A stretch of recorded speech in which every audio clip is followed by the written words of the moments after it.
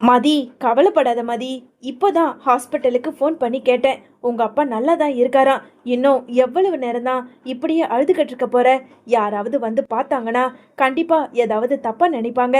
அழாத மதி அப்படின்னு சொல்லிட்டு இங்க மலர் அழுதுகிட்டு இருக்கிறத பார்த்ததும் சமாதானப்படுத்த இங்க மதி இருந்துக்கிட்டு, நான் தெரியாம தான் கேட்குறேன். ஏன் இந்த வீட்டில் அந்த தங்கராஜ் சொல்றத தான் எல்லாரும் கேட்பீங்களா என்ன? அப்படின்னு சொல்லிட்டு இங்க மதி மலரை பார்த்து கேட்க, சொல்ல போனா இந்த வீட்ல எல்லாருமே அந்த தங்கராஜ் அண்ணன் சொல்றதை தான் கேட்பாங்க. ஏன்னா அவர் தான் இந்த வீட்ல ஊர் உலகத்துல இல்லாத மாப்பிள்ளை மாதிரி தாளை மேல வச்சுக்கிட்டு ஆடுவாங்க.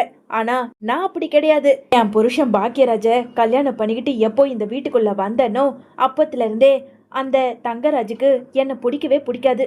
அவ்வளவுதான். மற்றபடி அவரு இந்த வீட்டில் தலை மேலே தூக்கி வச்சுக்கிட்டு தான் பேசுவாங்க. அதை பற்றியெல்லாம் நீ வருத்தப்பட்டுக்கிட்டு இருக்காத. கண்டிப்பா நான் எப்படியாவது சுரேஷ் கிட்ட பேசி உன்னை உன் அப்பாவை பார்க்க அனுப்பி வைக்கிறேன். என்ன இப்படியே அழுதுகிட்டு இருக்காத, கொஞ்சம் கண்ணை தொடச்சிக்க அப்படின்னு சொல்லிட்டு இங்க மலர் அங்க மதிய சமாதானப்படுத்த, அதே நேரம் இங்க சுரேஷ் அங்க மதியோட ரூமுக்குள்ள வராரு. வந்த சுரேஷை பார்த்ததும் இங்க மலர் இருந்துகிட்டு, டேய் சுரேஷ், எங்கடா போன? ஒரு நிமிஷம் இங்க வா அப்படின்னு சொல்லிட்டு இங்க மலர் சுரேஷை அழைச்சிக்கிட்டு வந்து, அண்ணி என்ன அண்ணி, இங்க பாருடா, உன் பொண்டாட்டி மதி எப்படி கண் கலங்கி உக்காந்து அழுதுகிட்டு இருக்கா பாரு. என்ன நீ எதுக்காக அழுதுகிட்டு இருக்கான்? எனக்கு அதெல்லாம் முக்கியமே கிடையாது. எனக்கு 1008 வேலை இருக்கு, நான் போறேன் அப்படின்னு சொல்லிட்டு இங்க சுரேஷ் சொல்ல, டேய் எங்கடா போற? கொஞ்ச நேரம் இங்க வாடா. எதுக்காக உன் பொண்டாட்டி அழறா தெரியுமா? அவங்க அப்பாவுக்கு ஆப்ரேஷன் பண்ணி ஹாஸ்பிட்டல்ல இருக்காராம். அவங்க அப்பாவை பார்க்கணும்னு. பாவண்டா, இந்த பொண்ணு ரொம்ப அழுதுகிட்டு இருக்கு. வீட்டில் இருக்க எல்லார்கிட்டையும் இவ கேட்டும் பார்த்துட்டா. ஆனா உன் மாமா, அதான் அந்த தங்கராஜு, அவரு கண்டிப்பா போகவே கூடாதுன்னு சொன்னதுனால வீட்டில் இருக்கவங்களும் பூம் பூம் மாடு மாதிரி தலையை ஆட்ட ஆரம்பிச்சிட்டாங்க. பாவண்டா, இந்த பொண்ணு இடத்துல நம்மளா இருந்தா கூட நம்ம அப்பாவை பார்க்கணும்னு ஆசையா தானே இருக்கும். டேய் இந்த அன்னிக்காக சுரேஷே, ஒரே ஒரு தடவை கெஞ்சி கேட்டுக்கிறேன், இந்த பொண்ணை அவங்க அப்பாவை போய் காட்டிட்டு வந்துடுடா அப்படின்னு சொல்லிட்டு அங்க மலர் சொல்ல, அண்ணி என்ன அண்ணி, நீங்க என்ன நினைச்சுக்கிட்டு இருக்கீங்க? வெளியே எல்லாரும் இருக்காங்க. நான் போய் கேட்டா கூட முடியாதுன்னு தான் சொல்லுவாங்க. இவளை எல்லாம் நான் கூட்டிட்டு போக முடியாது. இவன் நினைக்கிற இடத்துக்கெல்லாம் நான் கூட்டிட்டு போகணுமா என்ன? டேய் அப்படியெல்லாம் பேசாதடா. முன்னாடி வேணா நீங்க அடிச்சுக்கிட்டு புடிச்சுக்கிட்டு இருக்கலாம். ஆனா இப்படி அப்படி இருக்க முடியாது. உன்னையே நம்பி இந்த வீட்டுக்குள்ள வந்திருக்கா. நீ அவளை சந்தோஷமா பாத்துக்கணும். இந்த அன்னிக்காக ஒரே ஒரு தடவை கெஞ்சி கேட்டுக்கிறேன்டா அப்படின்னு சொல்லிட்டு அங்க இருந்த மலர் சொல்ல, சரி அண்ணி, என்னால யாருக்கும் தெரியாமலாம் கூட்டிட்டு போக முடியாது. நான் போய் வீட்டில் இருக்கவங்க கிட்ட கேட்டு பார்க்குறேன். அப்படி அவங்க முடியாதுன்னு சொன்னா என்னால் ஒன்றும் பண்ண முடியாதுப்பா அப்படின்னு சொல்லிட்டு இங்கே சுரேஷ் வெளியே வந்து நின்றுக்கிட்டு இருந்த சுரேஷை பார்த்ததும் இங்கே ராகவன் இருந்துக்கிட்டு, என்னப்பா சுரேஷ், இவ்வளோ நேரம் எங்கே போயிருந்த அப்படின்னு சொல்லிட்டு கேள்வி கேட்க, இங்கே தான்ப்பா பக்கத்தில் மாமா கூட தான் உட்காந்து பேசிக்கிட்டு இருந்தேன். அப்பா என்னப்பா, அந்த பொண்ணு ரொம்ப நேரம் அழுதுகிட்டு இருக்கு. என்னமோ அவங்க அப்பாவுக்கு உடம்பு சரியில்லை, அப்பாவை பார்க்கணும்னு சொல்லிட்டு வீடுங்கிற வீட்டில் அவள் அழுதுகிட்டு இருந்தா நல்லாவா இருக்கும்? முதல்ல அவங்க அப்பாவை பார்க்கறதுக்கு அவளை அனுப்பி விடுங்கப்பா. அப்படி இல்லைன்னா அவளை வீட்டோட கூட அனுப்பி விட்டுடுங்க, எனக்கு ஒன்றும் பிரச்சனை இல்லை அப்படின்னு சொல்லிட்டு அங்கே சுரேஷ் சொல்ல, உடனே இங்கே ராகவன் இருந்துக்கிட்டு, டேய் அப்படியெல்லாம் அனுப்ப முடியாதுடா. கல்யாணமாகி இன்னைக்கு தான் வந்திருக்கா. வந்த கையோட ஹாஸ்பிட்டலுக்கு அனுப்ப முடியும்? அப்படியெல்லாம் அனுப்ப முடியாது. மாப்பிள்ளைக்கு தெரிஞ்சதுன்னா கண்டிப்பா கோவப்படுவாரு. அவர் வேற வெளியே போயிருக்காரு, இன்னும் வீட்டுக்கு கூட வரல. பேசாம போ, இன்னைக்கெல்லாம் பார்க்க முடியாது, இன்னொரு நாள் வேணா கூட்டிட்டு போறேன்னு சொல்லு அப்படின்னு ராகவனோட பொண்டாட்டியுமே சுரேஷ் கிட்ட சொல்ல, வேற வழி இல்ல, இவங்க கிட்ட கேட்டா கண்டிப்பா விடவே மாட்டாங்க, அவகிட்ட போய் சொல்லிட வேண்டியதுதான் அப்படின்னு சொல்லிட்டு வேக வேகமா வீட்டுக்குள்ள போக அங்க மலர் உக்காந்துக்கிட்டு இருந்ததை பார்த்ததும், பாத்தீங்களா நீ, இப்பதான் போய் கேட்டேன், அவங்களாம் அனுப்ப முடியாதுன்னு சொல்லிட்டாங்க. என்னாலையும் ஒன்றும் பண்ண முடியாது. இதெல்லாம் சரிப்பட்டு வராது. கண்ணை தொடச்சிக்கிட்டு போய் உக்கார சொல்லுங்க அப்படின்னு சொல்லிட்டு சுரேஷ் சொல்ல, இங்க மலரோ அங்க மதியை சமாதானப்படுத்திட்டு வெளியே போக, மதி ஆனாலும் அழுதபடியாவே உக்காந்துக்கிட்டு இருக்காங்க. இப்படியே ராத்திரி ஒரு 12 மணி போல அங்க அழுகிற சத்தம் கேட்டு தூங்கிட்டு இருந்த சுரேஷோ, என்ன எதுக்காக இப்படி ஊழ இட்டுக்கிட்டு உக்காந்துக்கிட்டே இருக்க? உன்கிட்ட ஒரு தடவை சொன்னா உனக்கு கேட்கவே கேட்காதா? இப்போ உன்னை எப்படி நான் ஹாஸ்பிட்டலுக்கு கூட்டிட்டு போக முடியும்? உன் அப்பாவை நீ பார்த்து தான் ஆகணுமா? உன் அப்பா என்ன உயிரோடு தானே இருக்காரு, நல்லா தானே இருக்காரு, இதெல்லாம் தெரியும்ல உனக்கு. இப்போ எதுக்காக விடாம அழுதுகிட்டே இருக்க?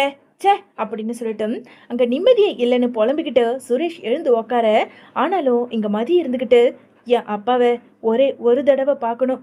எனக்கு ரொம்ப ஆசையா இருக்கு. என் அப்பாவை நான் அப்படியே விட்டுட்டு கல்யாணமான கையோட வீட்டுக்கு வந்துட்டேன். என் அப்பா நல்லா இருக்காருன்னு தெரியுமே தவிர அவரை ஒரு தடவை பார்க்கணும்னு என் கண்ணுக்குள்ளேயே என் அப்பா இருக்காரு அப்படின்னு சொல்லிட்டு எங்க மதி அழுதுகிட்டே சொல்ல, சரி அழுது தொலையாத, ஏதாவது நான் வழி பண்றேன். இப்போ போய் வீட்டில் கேட்டாலும் கண்டிப்பா விட மாட்டாங்க. அதுவும் இல்லாம தங்கராஜு மாமா வேற வீட்டிலே இருக்காரு. அவருக்கு தெரியாமையும் என்னால வெளியவும் போக முடியாது. இப்போ நான் என்னதான் பண்ணி தொலையிறது அப்படின்னு சொல்லிட்டு சுரேஷ் யோசிச்சுட்டே இருக்க, சரி சீக்கிரமா ட்ரெஸ் சேஞ்ச் பண்ணிட்டு கிளம்பு, எப்படியாவது யாருக்கும் தெரியாம உன்னை நான் ஹாஸ்பிட்டலுக்கு கூட்டிட்டு போறேன் அப்படின்னு சுரேஷ் சொன்னதை கேட்டதும் இங்க மதிக்கு ரொம்ப சந்தோஷமாகுது. வேக வேகமா அங்க ட்ரெஸ் சேஞ்ச் பண்ணிக்கிட்டு போலாம் அப்படின்னு சொல்லிட்டு இங்க மதி சொல்ல, அப்படியே மெதுவா கதவை திறந்து வெளியே எட்டி பார்க்க எல்லாரும் தூங்கிட்டு இருக்கிறத பார்த்ததும், சரி வா சீக்கிரம் வந்து தொலை அப்படின்னு சொல்லிட்டு ரொம்ப கோவத்தோட முறைச்சுக்கிட்டே அங்க மதிய கையை பிடிச்சு நேரா வெளியே கூட்டிட்டு போறாரு. பார்த்து வா, பைக்கை இப்படியே தள்ளிக்கிட்டு போய் தெரு முனையில ஸ்டார்ட் பண்ணி உன்னை கூட்டிட்டு போறேன். இங்கேயே பைக்கை ஸ்டார்ட் பண்ணா சத்தம் கேட்டு வீட்டுல இருக்க எல்லாரும் எழுந்துருவாங்க. உனக்காக என்னெல்லாம் பண்ணி தொலையறதா இருக்கு பாரு, வா அப்படின்னு சொல்லிட்டு அங்க மதியோட கையை பிடிச்சிக்கிட்டு கூட்டிட்டு போய் தெரு முனையில பைக்ல உட்கார வச்சு அங்க மதிய நேரா ஹாஸ்பிட்டலுக்கு கூட்டிட்டு போறாங்க. மதி வேக வேகமா இறங்கி அங்க ஹாஸ்பிட்டலுக்கு உள்ள போக மதியோட அம்மா அழுதுகிட்டு இருக்கிறத பார்த்ததும், அம்மா அப்படின்னு சொல்லிட்டு அங்க மதி போக மதிய பார்த்ததும் இங்க மதியோட அம்மா கட்டி பிடிச்சுக்கிட்டு, வந்துட்டியாடி, எப்படி வந்த, அதுவும் எந்த நேரத்துக்கு, என்ன வீட்டுல சொல்லாம கொல்லாம அப்படியே வந்துட்டியா, இல்ல வீட்டுல அவங்க பேச்ச மீறி எதிர்த்து பேசிட்டு வந்தியா, சண்டை போட்டுட்டு வந்திருக்கியா அப்படின்னு சொல்லிட்டு மதியோட அம்மா கேட்க, உனக்கு வேற வேலையே இல்லையா, வேற கேள்வியே கேட்க மாட்டியா, ஆமா அப்பா எப்படி இருக்காரு, அப்பாவை ஒரே ஒரு தடவை பார்க்கணும், அதனாலதான் அவர் கூட தான் வந்திருக்கேன். என்னது மாப்பிள்ளை கூடயா, ஏய் மாப்பிள்ளையடி உன்னை கூட்டிட்டு வந்திருக்காரு, ஆமா அவர் தான் கூட்டிட்டு வந்திருக்காரு அப்படின்னு சொல்லிட்டு இங்க மதி சொல்ல, சரியான நேரத்துல அங்க சுரேஷுமே ஹாஸ்பிட்டலுக்கு உள்ள வர, வாங்க மாப்பிள்ள அப்படின்னு சொல்லிட்டு இங்க 3 பேருமே நேரா அங்க மதியோட அப்பா படுத்து கிடக்கிறத பாக்குறதுக்காக உள்ள போறாங்க. ஆப்ரேஷன் இப்போதான் கொஞ்ச நேரத்துக்கு முன்னாடி முடிஞ்சது, எந்த ஒரு டிஸ்டர்பன்ஸும் பண்ணக்கூடாதுன்னு டாக்டர் பார்த்துட்டு வரலாம்னு அனுப்பியிருந்தாரு. உன் அப்பாவை பார்த்துக்க மதி, நீ தான் பாவம் அப்பாவை பார்க்கணும்னு அழுது புலம்பிக்கிட்டு இருந்த அப்படின்னு சொல்லிட்டு இங்க மதியோட அம்மா சொல்ல, மதியோ அங்க அப்பாவோட கையை பிடிச்சிக்கிட்டு அழ ஆரம்பிக்கிறாங்க. இதை எல்லாத்தையும் பார்த்துக்கிட்டு சகிச்சுக்க முடியாம என்ன பண்ணி தொலையுது, எல்லாமே அந்த மலரணி சொன்னதுக்காக தான் அப்படின்னு சொல்லிட்டு சுரேஷோ முகத்தை திருப்பிக்கிட்டு அப்படியே நின்னுக்கிட்டு இருக்க, இங்க மதியோ அப்படியே ஒரு பாசத்தினால எப்படியோ என் அப்பாவை பார்க்கறதுக்காக இந்த சுரேஷ் என்னதான் மனசுக்குள்ள கோவம் இருந்தாலும் என்னை ஹாஸ்பிட்டல் வரைக்கும் யாருக்கும் தெரியாம கூட்டிட்டு வந்திருக்காரு அப்படின்னு சொல்லிட்டு அங்க ஒரு சின்ன புன்னகையினால சுரேஷ் பக்கம் திரும்பி மதி நன்றி சொல்றாங்க. ரொம்ப தேங்க்ஸ், நீங்க மட்டும் இல்லைனா என் அப்பாவை என் கண்ணால பார்த்துருக்கவே முடியாது, என் அப்பாவை பார்க்க வச்சதுக்கு ரொம்ப நன்றி சுரேஷ் அப்படின்னு சொல்லிட்டு இங்க மதி சொல்ல, சரி சரி பார்த்துட்டல, கிளம்பு, வீட்டில் எல்லாரும் கண்மொழிக்கிறதுக்குள்ள நாம போய் ஆகணும். அம்மா சரிம்மா நான் போயிட்டு வரமா அப்படின்னு சொல்லிட்டு அங்கே மதி தன்னோட அப்பா கிட்டேயும் அங்கே இருந்த மதியோட அம்மா கிட்டேயும் சொல்லிட்டு மெதுவா ஹாஸ்பிட்டலை விட்டு வெளியே போக, இங்கே சுரேஷோ மதிய பைக்கில் உட்கார சொல்லி நேரா வீட்டுக்கு போக, எப்படி வெளியே போகணுமோ அதே மாதிரி மெதுவா வீட்டுக்குள்ள போகணும், புரிஞ்சுதா, ஏதாவது சத்தம் போட்டு வீட்டில் இருக்க எல்லாரையும் எழுப்பிட்டேன்னா, முக்கியமா மாமாவுக்கு நாம ஹாஸ்பிட்டல் போயிட்டு வந்த விஷயம் தெரியவே கூடாது, முதல்ல ரூமுக்கு போய் ஓ அம்மாவுக்கு ஃபோன் பண்ணி நம்ம ஹாஸ்பிட்டல் போயிட்டு வந்த விஷயத்த சொல்ல வேண்டாம்னு சொல்லிடு, வா பொறுமையா வீட்டுக்குள்ள போகலாம் அப்படின்னு சொல்லிட்டு இங்க சுரேஷ் மதியோட கையை பிடிச்சிக்கிட்டு மெதுவா அங்க ரூமுக்குள்ளேயும் கூட்டிட்டு போயிடுறாரு.